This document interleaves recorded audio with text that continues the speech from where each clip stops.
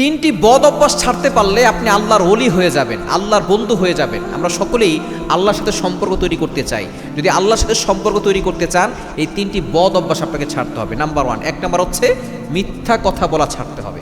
আমাদের সমাজের ভিতরে অনেক নামাজি আছে, মিথ্যা কথা বলে। অনেক হাজি সাহেব আছেন, মিথ্যা কথা বলেন। অনেক জাকাত আদায়কারী আছেন, তারা মিথ্যা কথা বলেন। এই মিথ্যা কথা খুব ভয়ঙ্কর।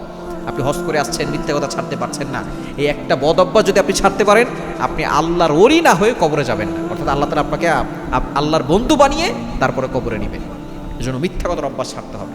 আমাদের সমাজের ভিতরে অনেকে আছে, ঢাকায় আছে বলে কুমিল্লায় আছে, কুমিল্লা থেকে বলে আমি অমুক জায়গায় আছি। খবরদারি ভাই, মিথ্যা কথা বলবেন না। আমরা সকাল ঘুম থেকে উঠে কত যে মিথ্যা কথা বলি।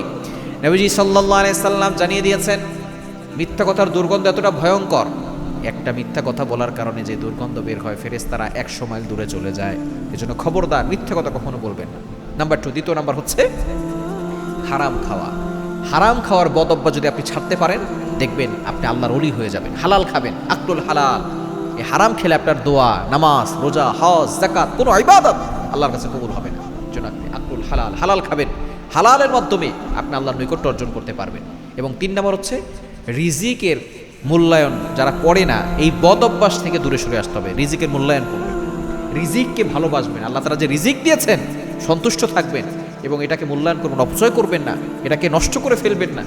যারা রিজিকের মূল্যায়ন করে তারা আল্লাহর ওলি হতে পারে, এবং যারা রিজিকের মূল্যায়ন করে না তারা কিন্তু দেখা যাচ্ছে অপচয়কারী হয়ে যায়, এবং অপচয়কারীকে আল্লাহ তাআলা মহব্বত করে না। এজন্য এই 3টি বদ অভ্যাস ছাড়লে আপনি আল্লাহর ওলি হয়ে যাবেন। আল্লাহর বন্ধু না বানিয়ে আল্লাহ তাআলা আপনাকে কবরে নিবেন।